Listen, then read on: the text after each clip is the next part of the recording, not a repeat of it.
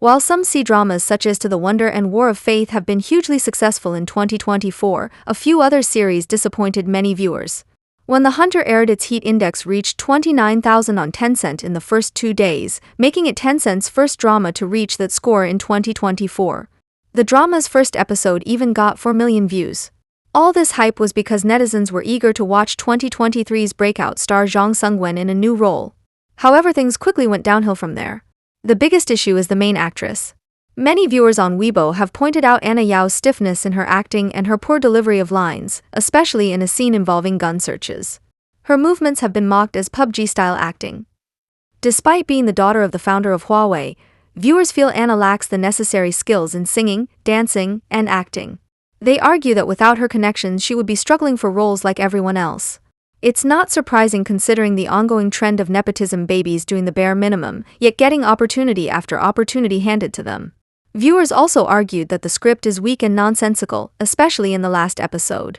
The writers were bashed for trying too hard to glorify the police but failed due to their poor script and Anna's bad acting.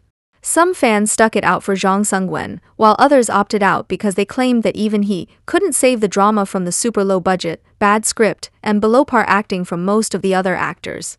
Apparently the director himself was not expecting much from the drama either. When the drama got a 4.7 rating on Douban, he commented, "That's a lot, I was expecting 4.3. Well, it eventually dropped to 4.3, so he must be very happy because he guessed correctly. This Douban rating is the lowest for a Chinese drama in 2024.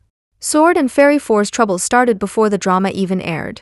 Zhu Jingyi was unhappy with having the same billing as Chen Zhiyuan. Their respective fans got in on the fight and no one remembered to promote the drama.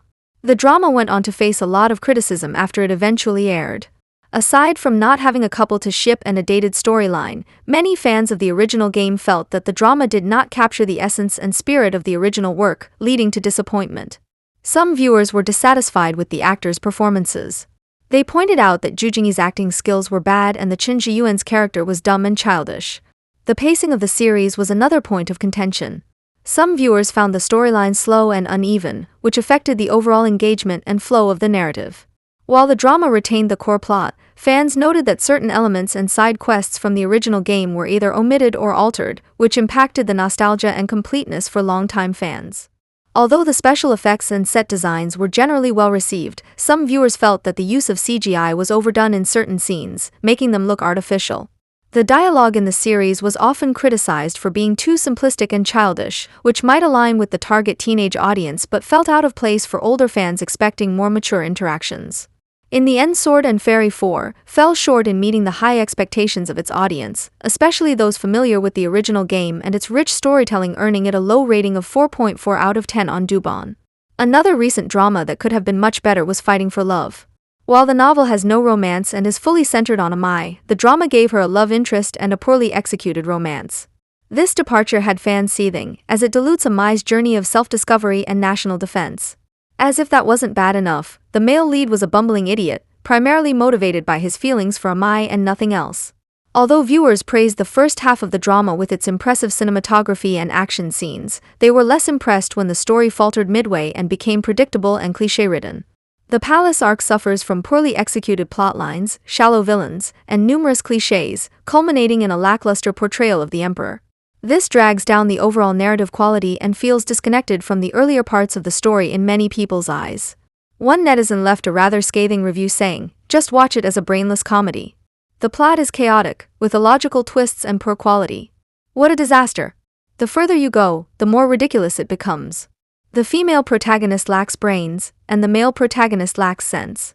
National justice themes are poorly handled, and the relationship dynamics are terrible. Overall, it's a piece of scrap metal." Another viewer recommended that the drama's name should be changed to As Stupid as I Am, I Finally Ascended to the Throne. The drama eventually got a 5.8 rating on Douban. Sword and Fairy 6 is also a drama that received very mixed reviews. There was a lot of hype behind the series since it is another installment in the Chinese Paladin franchise. However, many viewers were left disappointed by the drama, and according to a lot of reviews, the series didn't live up to its potential.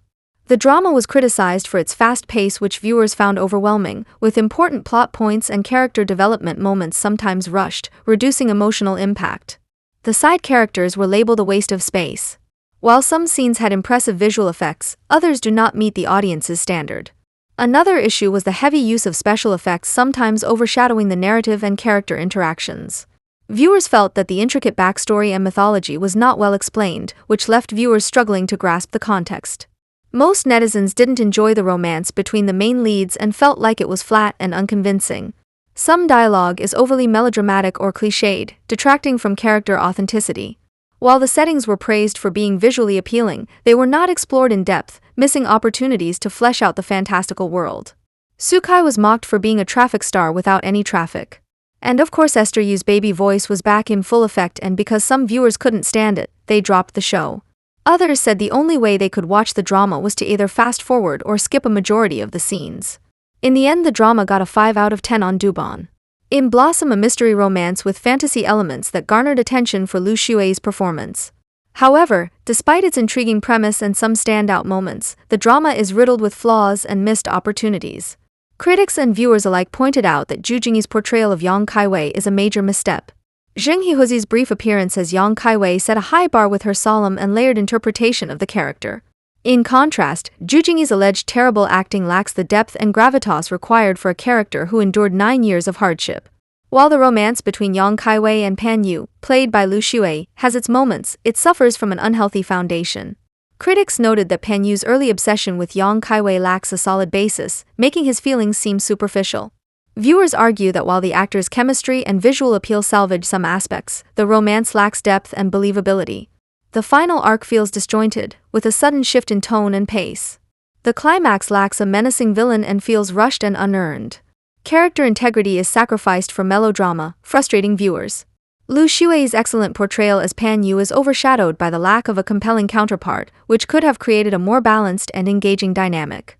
While the series keeps viewers guessing, it does so by withholding information rather than cleverly hiding clues. Critics felt this approach was a cheat, as the audience is not given a fair chance to solve the mystery alongside the characters.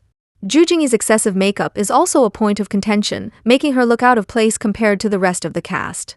In Blossom had potential with its premise and cast but fell short due to miscasting, inconsistent characterization, and narrative flaws.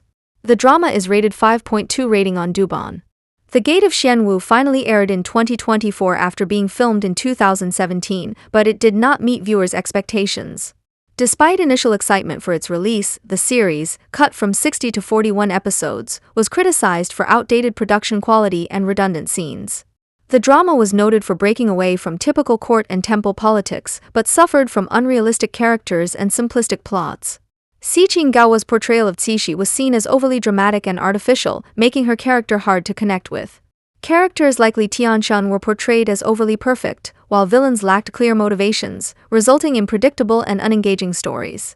The makeup made characters look unnaturally pale, and the leads, meant to appear 17 or 18, looked much older. Viewers also complained about excessive slow-motion scenes and awkward dialogue, which contributed little to the main story. The series received a low 4.8 rating on Douban and a 0.28 CVB rating, reflecting its poor reception. Have you watched any of these dramas? Are they really bad? Let me know down in the comments.